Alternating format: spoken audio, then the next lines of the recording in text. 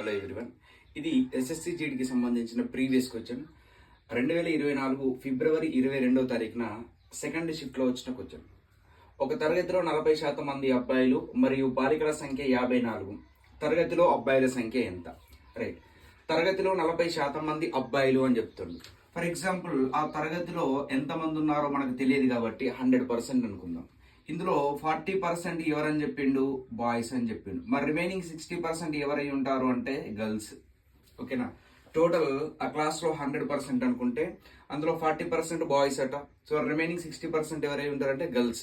ఓకేనా?